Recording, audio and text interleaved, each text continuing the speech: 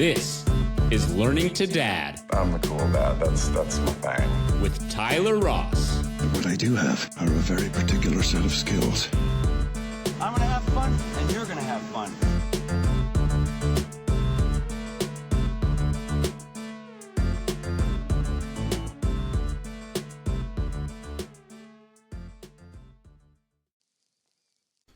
Well, hello, listeners and watchers.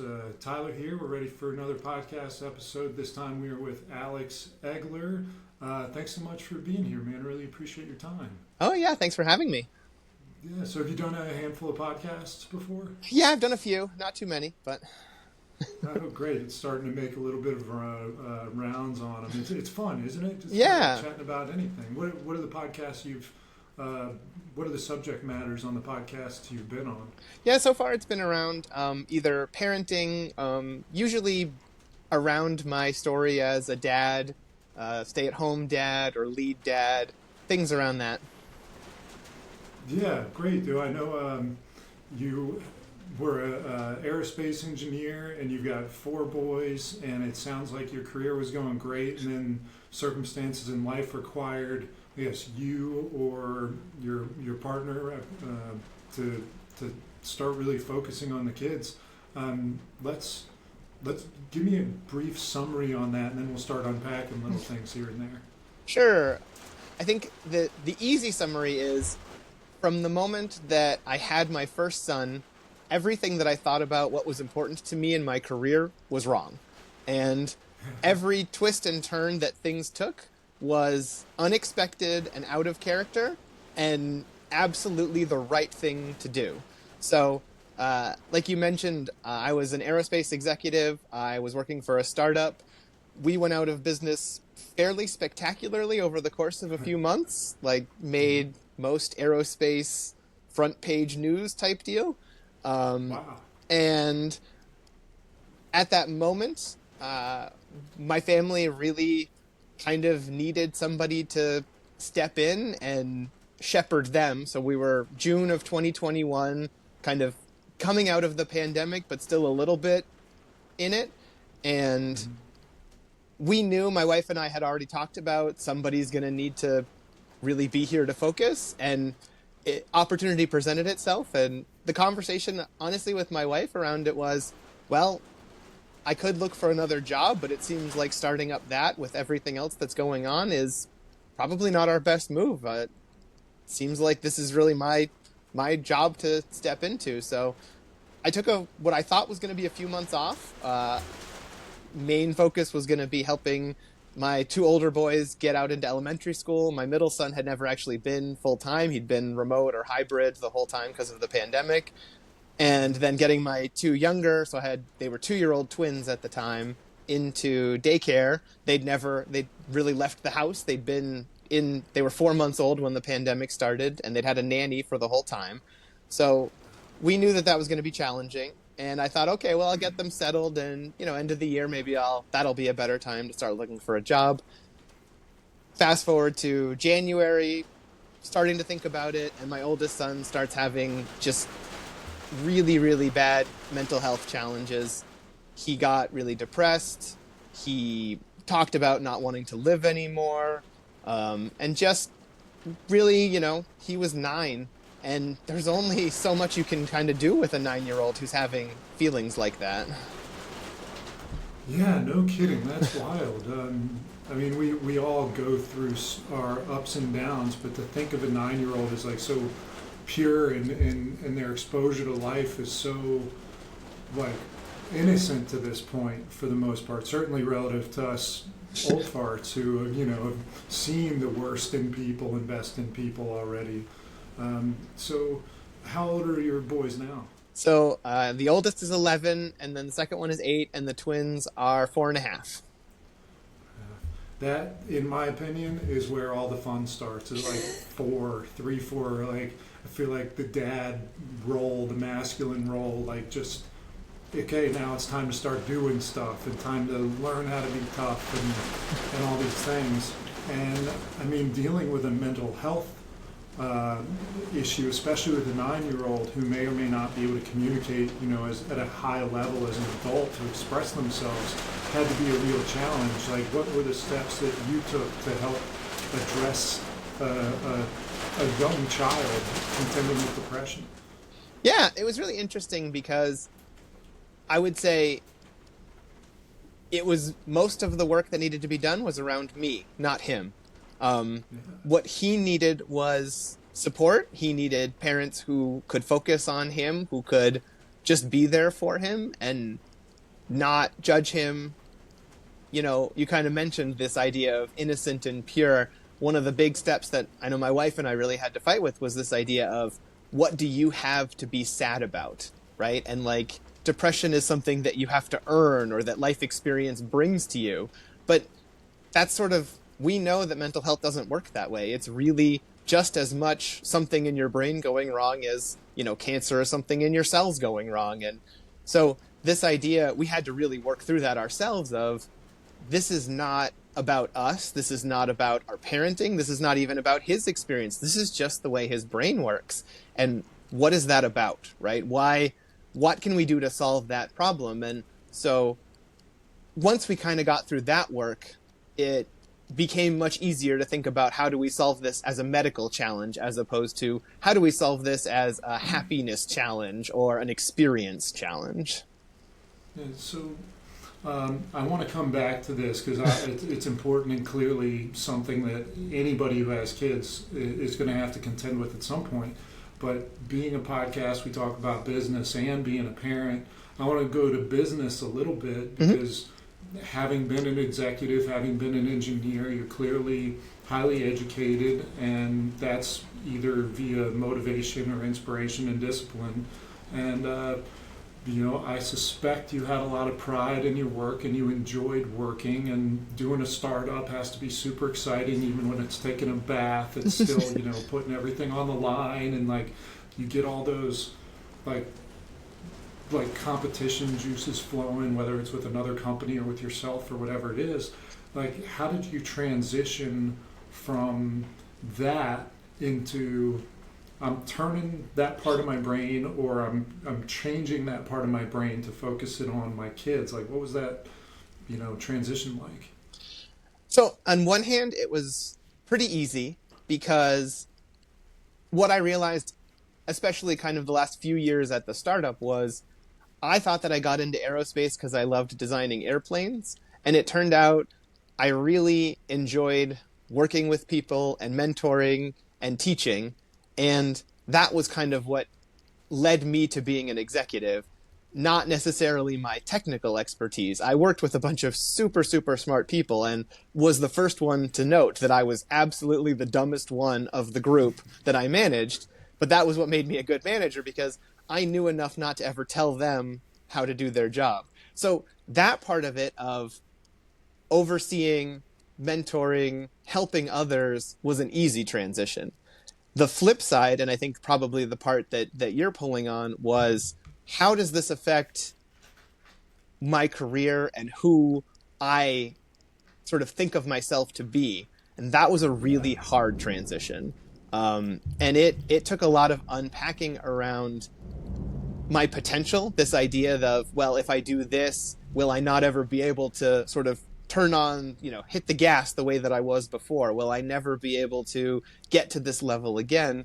And what does that say about me? I've been afforded every opportunity in the world, and then am I sort of pushing it away to go do this? And it took probably about 9 months for me to really work through that idea of, where is that voice coming from, right? One question I get asked a lot is, did you feel a lot of pressure, as a man, from the outside, from others, to sort of have a career or do a job? And I think the answer to that was no. Everybody in my world was very accepting of it. All of the pressure came from myself, right? All of the stress came from inside me. And sort of just unpacking that legacy, and it really was my dad legacy, my grandfather and my dad and myself, of being successful in your job is what you do. Mm-hmm. Yeah, and in addition to like the, we talk about the male ego, and that's a big uh, consideration when we're talking about mental health. And I know the environment that I grew up in was like you go out there and you're the breadwinner, very traditional roles of like you go out there and bring the meat home, and my wife stays home and takes care of the kids, and that's not necessarily right. It's not necessarily the way, but it seems to be the kind of general expectation. Can you talk about like if you're not working and you're taking care of kids, managing that if you have that part of you that says I should really be out there, making money? Yeah. So I think that the hardest part around it is exactly what we're talking about, is understanding those societal expectations and trying to unpack where they came from. Is it something that you witnessed? Is it something that you experienced growing up? Is it something, in my case, it traced back very directly to my grandfather telling me, you are going to work hard and be successful. And he was a huge influence on me in all of these ways. And that advice, we talked about sort of where my education, my motivation came from. It really was him instilling this sense of responsibility. Being given these opportunities, you have to take advantage of them.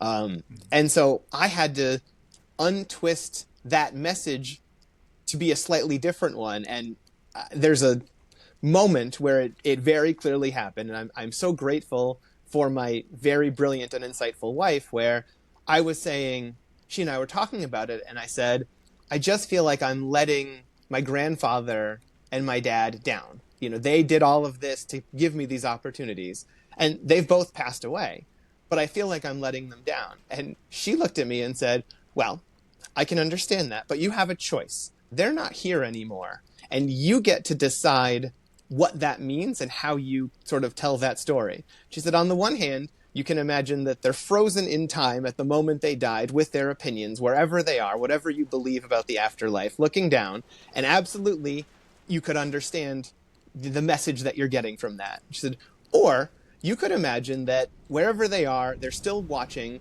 but their thoughts have evolved and they've come to understand, and they see you taking care of your son who is having these challenges. And instead of saying, how could he do that? They're high-fiving each other and saying, he's the first one to figure that out at a time when he could still do something about it. And she said, it's up to you. I'm not going to tell you which story to pick, but you get to pick whichever one you want. And I think one of them is going to help you work through this a lot more than the other.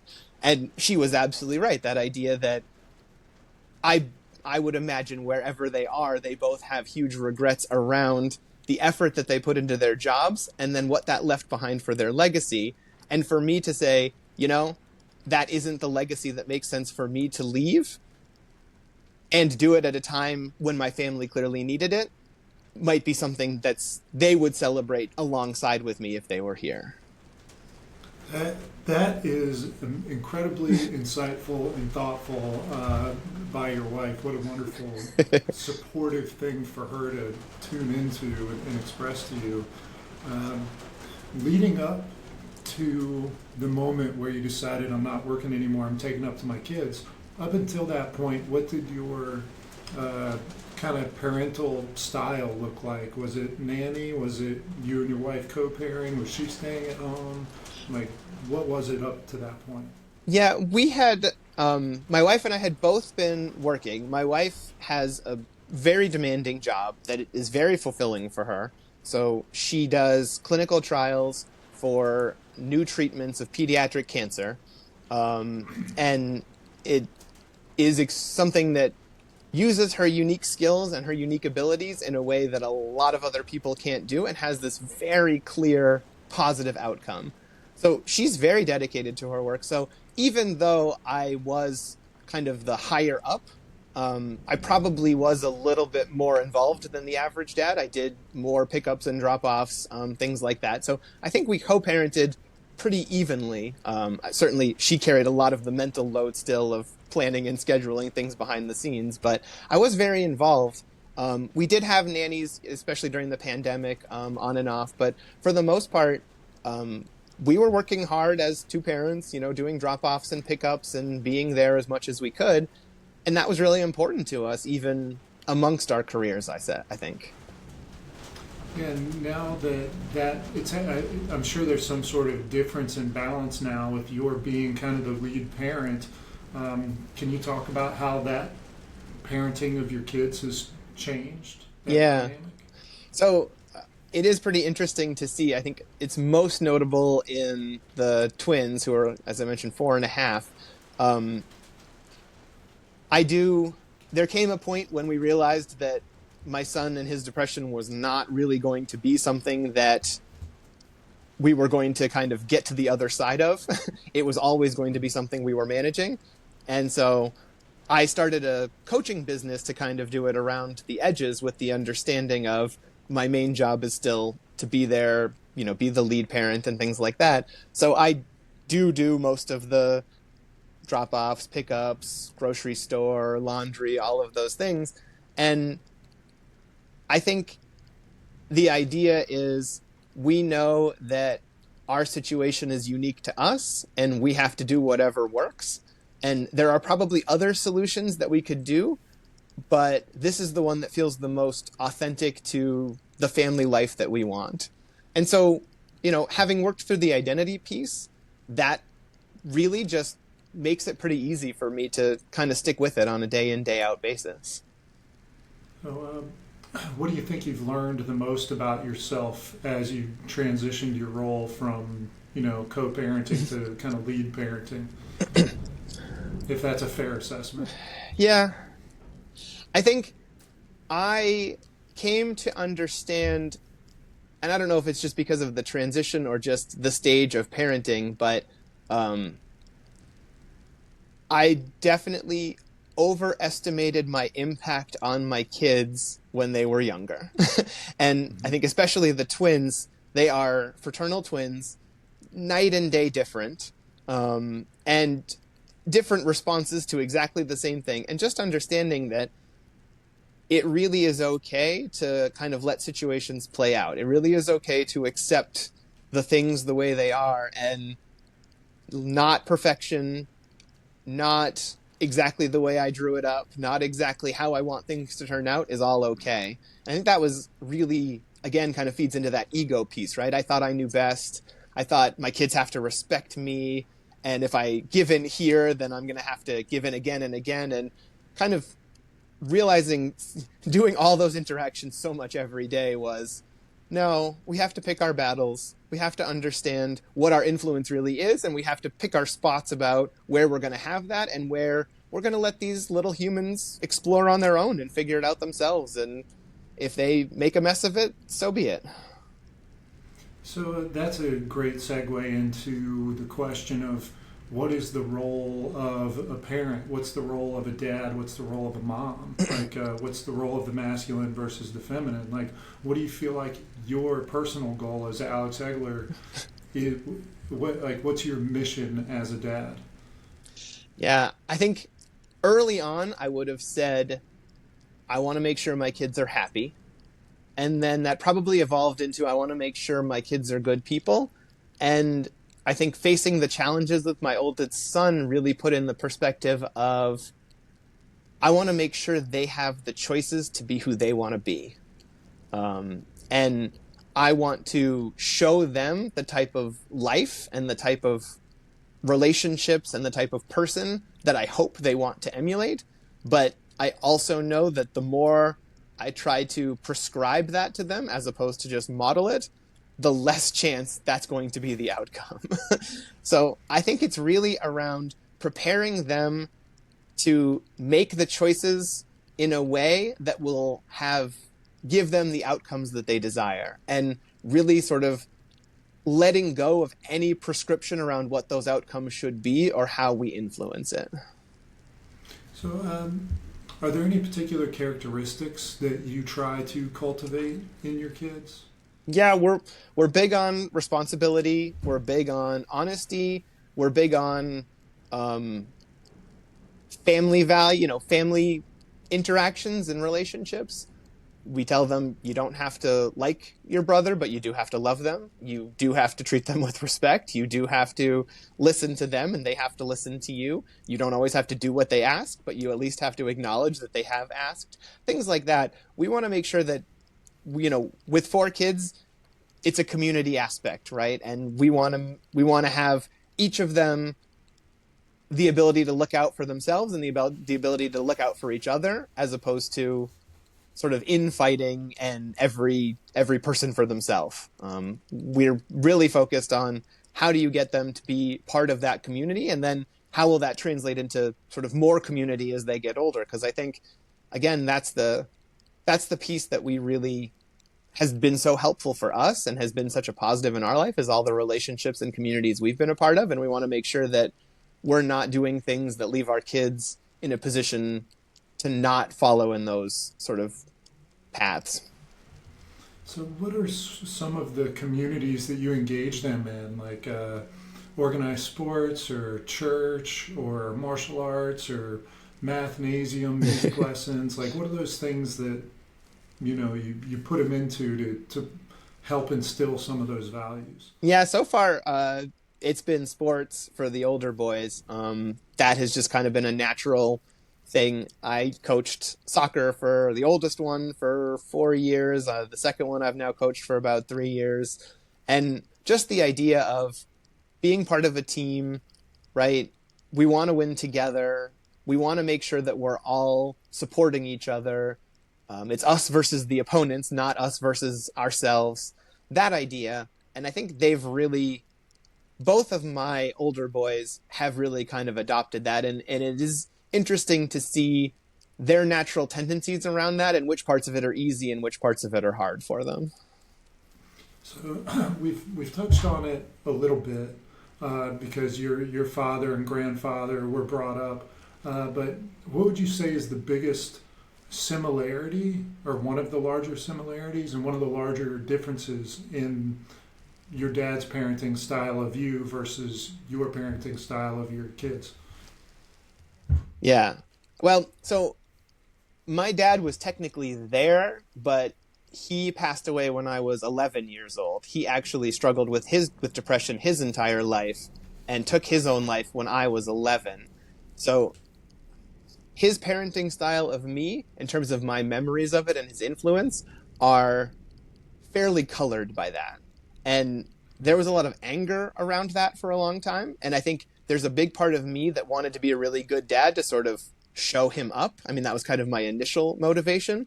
And what happened very quickly was it switched to a recognition of, wow, if that's what he was doing, he must have been really sick. I remember having a moment holding my, probably 3-month-old son when I was on leave and thinking, there is nothing in the world that would take me away, that would make me leave this little guy.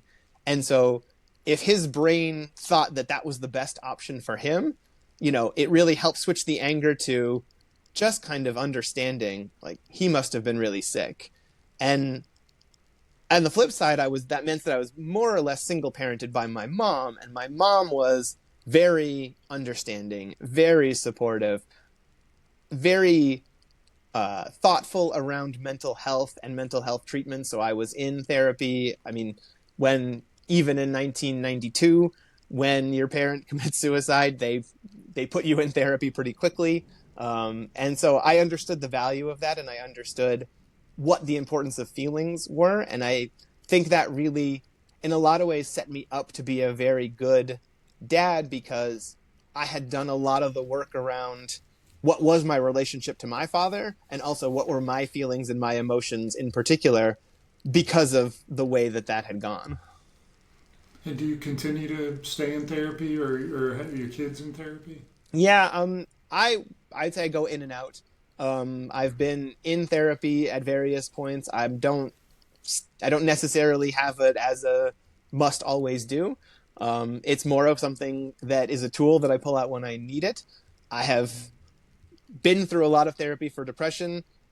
I haven't felt anything that I would call depression in probably 15 years, maybe 20. I've been through a lot of therapy for anxiety. That one's a little bit more of a day-to-day battle.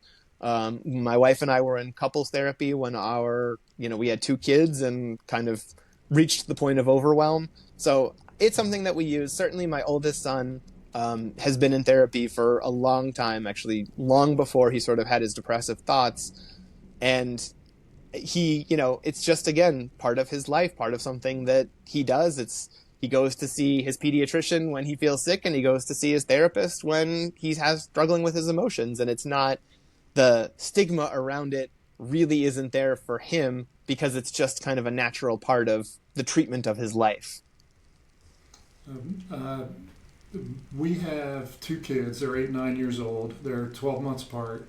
And when they were younger, 3, 4, 2, 3, 4, 5, that was the hardest time, 1 and 2, the hardest time in my relationship with my wife, hardest time in managing the kids, like sad, tired, like beard falling out. And I'm starting to see, we were some of the first in our friend group to start having kids, so we're a year or 2 ahead of everybody's experience, more or less. But I'm starting to see a real trend in, like, 2 young kids on the ground. That's when it's the hardest. And I started telling my friends, look, you just got to grind through this part. It's the hardest. There's a light at the end of the tunnel. Like, it sounds like you had a similar experience with, the 2 young kids. It gets so hard. Like, is there any advice that you would give to someone who's got their 2 on the ground now and they're going through that same struggle that you and I both went through? Yeah, I will volunteer if we're at the park and I see, a family that has a 3-year-old and a 1-year-old, or 2-year-old and a 4-year-old. It was harder for us to go from 1 to 2 kids than it was to go from 0 to 1, or from 2 to 4. And people are usually surprised to hear that. It really broke all the systems we had. And I think part of it is, and I tell parents this a lot, and there's a lot of parents who have responded by saying, oh, good. Just that sort of recognition of, this got harder, but I didn't expect it and I don't know why. And I think it really is around, one, expectations. We sort of thought we knew what we were doing now because we'd been through it once. And of course, I don't know about you, but certainly our second kid was nothing like our first, and none of the tricks that we used were the same. And I mean, the birth was totally different. The, postpartum period was, every aspect of it was totally different.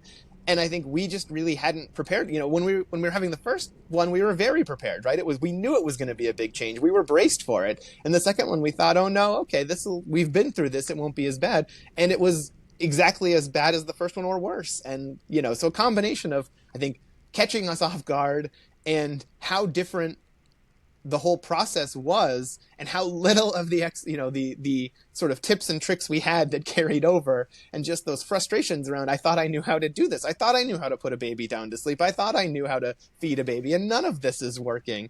And so, having to open your mind around, okay, maybe I don't know as much as I thought. Okay, maybe this, every kid is different and I have to figure it out. And that process is really hard. And so when we went from 2 to 4, we knew it was going to be, again, we were braced for that change. We were fully prepared for it to be total chaos, and it was. But we really had kind of built the systems and the communication. We'd been through, therapy and knew, okay, when this pattern starts happening, this is, somebody needs to take a breath, someone needs to take a step back, and all of that stuff. And so I think my advice would be, recognize that it seems like it should be something that you know how to do, but the process is all different. If for no other reason, then you have another kid who's also going through all new things every step of the way. And so it's doubly hard, and you probably don't expect it to be as hard. And yeah, you just have to, like you said, fight through. Remember that you're on the same team. That was, I think, probably the biggest piece. Was my wife and I both felt every day the other person isn't doing enough, right? That was like the core negative thought, and each of us had it about the other one. And when we kind of unpacked that, it was, well, I'm giving everything I have. And she said, well, I'm giving everything I had. It's okay. Well, then it's not about the intention. It's not about the desire. Where's the disconnect, right? And the disconnect was, there was just too much to do, right? That was, we were trying to hold on to too much of it. So yeah, I think what the couples therapy reminded us was, we're on the same team. Everybody here has the same goal, and we're all working towards it. If they're not doing something that you don't, that isn't working out the way you want, you have to be able to say that kindly, not attribute it to some character flaw or, lack of effort or something like that. And to receive it kindly too. Yes, right. Give the other person the benefit of the doubt that they mean it in the nice way, not Right. the alternative ways you could have said it. Yes, absolutely. I've seen a couple of people, my own parents included, that with two young kids, like my parents divorced with two young kids, and if you had given my wife and I a solid push at that time, that's where both of us probably went, well, we don't like each other very much, we're exhausted and they're not helping, the same thing like you were just saying. Anybody that's in that spot right now, seek out the therapy, seek out the counseling, know that you're pulling on the same rope. It's the hardest time, at least in my experience so far, with an 8 and 9-year-old. Haven't had any teenagers yet. We'll see how that goes. But I just, anybody that's listening that's in that circumstances, like, hang in there. There's another side, and that's a lot of the value in your parenting and your relationship with your spouse is cultivated in all those hard times. Without it, you can't enjoy the contrast of the great times. So, what's a piece of parenting advice that was terrible that you got? You ever gotten terrible parenting advice? Yeah, I think probably, I would say it's likely some of the things that I told myself at the beginning, and around my wife, certainly, and my wife and I are very opposites in a lot of ways, but that if you do the same thing, you should expect the same outcome. And I think I read a lot of parenting books and I found a lot of information, and it felt like if I wanted to be very scientific, if I do this, that this outcome will be the result. And I think it came from this mindset of, there's all these, formulas and techniques and all of these different ideas in these books and these people teaching that you just have to find the right one. And when you do it, this will be the outcome. And my wife had to sit me down and say, you're an engineer, you work with mechanical systems, and that is typically you do one thing and then it goes that way. And then the next day you do that thing, the same thing happens. That's not how it works with babies. And that was a real eye opener of inputs in one day and outputs the next day are going to be very different, and you should not necessarily expect the same thing. And so as a result, any technique you try, if it works the first time, don't expect that again. And if it doesn't work the first time, you might need to try it again and again and again. And, I think I don't think anyone specifically said that, but it was this mindset of these are all problems to solve. And once you find that solution, and it really is, no, things are changing. You can't control all the variables. And it's, even when you do figure it out, that'll work for 2 weeks and then something else will change. And so I think this idea that there are all these books that have, this is the method to do this and this is the way that you do this. Yeah, try them, but understand if they don't work, try something else. And if they do, be ready for it to stop. Do you think are you looking forward to going back to work when the kids are at an age where you feel like you have the time and resources to do that? Some days, yes, some days, no. I don't know exactly how that'll shake out. I think for now, focusing on coaching and helping out where I can and things like that is a good enough spot for me to be in. And again, I'd say another thing is the plans that I make have never, in the past 10 years have all gone completely differently than I expected. So I take we'll see. It's a day by day, and it may be that 6 months from now I'll be back in a job, and it may be that it's a decade from now or never. I don't know. And I'm not going to put a lot of emotional sort of desire or specific outcomes on it. Yeah. I think, live a little bit more presently and not sweat that too much. So with a 4.5-year-old, 8-year-old, 11-year-old, they are still all pretty young, and your role now as a dad is one thing. How do you see that changing or evolving over the next, 10 to 15 years? Yeah, I think it's especially interesting to see it evolving with the 11-year-old in sort of very real time, that pulling away the independence and the sort of both pride and, grieving of that at the same time. He now has the ability to just pick up and leave the house. He has a bike, he has a phone. We trust him. If he says, I'm going here, he just goes. And that's, again, the goal, right? We want him to have the choice, the ability to do that. But the fact of, we're playing a board game now, with your brother, and him saying, I'm going to my friend's house, or, I'm just going to read this book.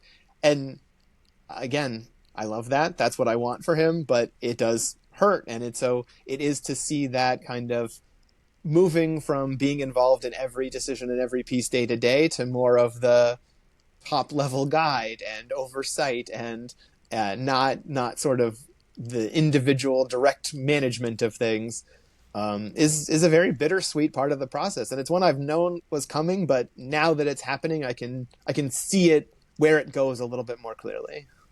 So we've all heard the expression, it takes a village. And as a parent, particularly of younger kids, you really kind of want to control as much of the environment, as much as your kids' actions, as much as their feelings as you possibly can. I think that's just natural. But can you talk about the value of community and the role of a community in helping shape your kid in a way that you as an individual, a limited human being, like how they bounce off of each other? Yeah, I think a very important piece, like you said, was understanding that it wasn't our job to manage all of that, and the role really changes from, I want to make sure I'm directing each of these actions and consequences, to, I want to put you in a position to experience all of these things and make smart choices around it.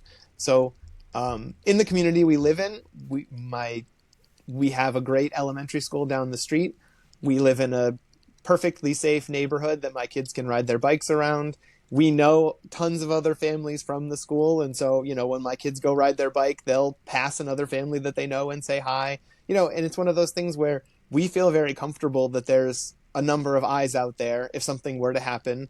And it's not our job to worry about it. It's our job to trust him. And that trust will be much more valuable. And I think having a community that you can let your kids go out into is important. But I also think having it be diverse and having them see some other things and things that they don't understand or things that are very different from us. Go over to a friend's house and say, they did this there. That's different. Yeah, that is different. What do you think about that? Should we do that? Or you like the way we do that better?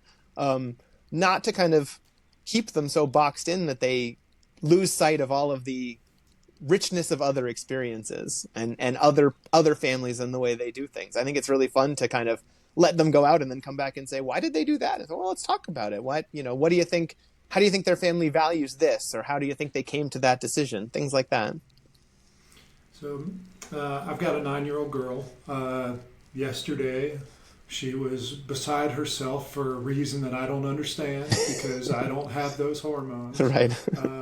I've got an 8-year-old boy who I haven't had to have any of those conversations with yet. I think that'll come a little bit later for him. And my wife will take lead on my daughter, and I'll take lead on my son, and we'll try to balance each other out for perspective. But have you started to have those awkward conversations with your 11-year-old? Yes. And I will say that I always knew it was coming, and there's no amount of preparation. It was actually, I would say, the first round of it. I live out in California.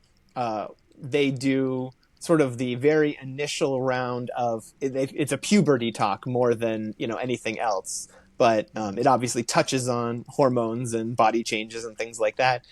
And so my son and I just went for a walk. We did actually kind of one weekend for about 3 weeks, and it was just ask any questions, and I will answer them to the best of my knowledge. If I don't know the answer, I'll go find it. And if I'm not willing to, if that's not something that is appropriate for us to talk about right now, I'll tell you. And my oldest son is very responsible around that stuff. He asks, I'll say, very precise questions, and they were relatively easy for me to give precise answers to. but he's very thoughtful also. And I know if he asked a question, he didn't end up asking that I was like, oh, it's not time for that yet. If I did, he would let it go.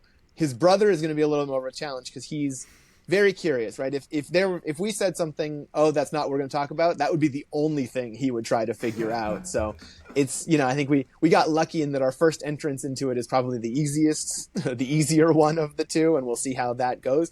And also, just from observing the kids on the soccer team and my kids, the amount that they learn from their older siblings, I mean, this talk, I'm thinking it's not really going to be that necessary with my second because he will have picked up so much from his older brother already, whether or not we want him to. So I think that's a part of it that is good and bad. It'll be much more around sort of clearing up expectations and things that he doesn't understand versus, starting from a total lack of understanding.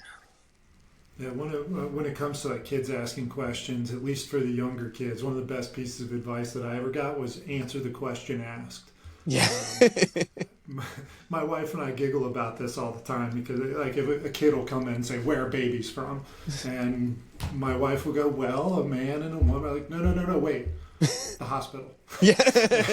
Right. And then that satisfies them and we move on. Like, Sarah, you don't need to get into the weeds here. Just answer the question asked. Yeah. And then we'll contend with the next question. Yeah, I think our equivalent one was, how did the baby get in mama's tummy? And my wife looked and said, that's where it grew. And, oh, okay. That's good enough, right? Perfect. Well, I'm going to ask you some kind of rapid fire questions. Sure. Over the course of the next, 5 minutes. We'll try to get a little bit of insight from you on these things. Do you have a father figure, a fictional father figure from television or from a book series or any fictional dad that you always liked, like a favorite TV dad? I mean, I think that's emerged over the past few years. The clear winner would be Bandit from Bluey. I mean, following the amount of parenting lessons I've learned from watching that show and thought to myself, oh yeah, that is how you do that, far surpasses any of the others. I don't know. Before that, that's probably the most influential one, even though it's fairly recent, I would say. I love him too. I'm so envious of Bandit and you of how much time you get to spend with your kids. My wife's a public school teacher, and the discrepancy between our incomes is so big it didn't make any sense for me to not work, and I would have loved to have been a stay-at-home parent. That's a great choice. When in your life do you feel the most loved?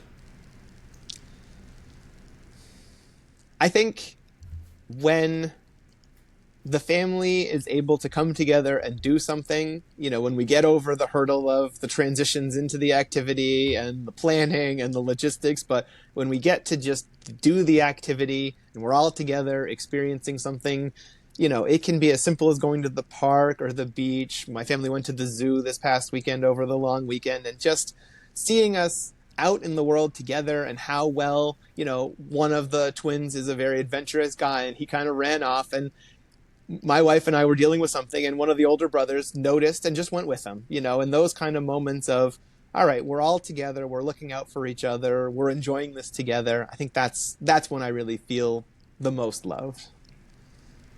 And as someone who is clearly very, very sharp and educated and interested in different things, is there something that enjoys being a mentor?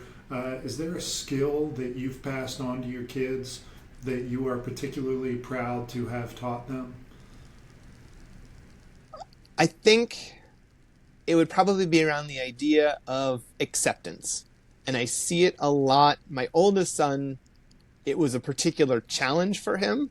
And I can see already him being able to sort of step back from judgmental into, right, I don't know the backstory.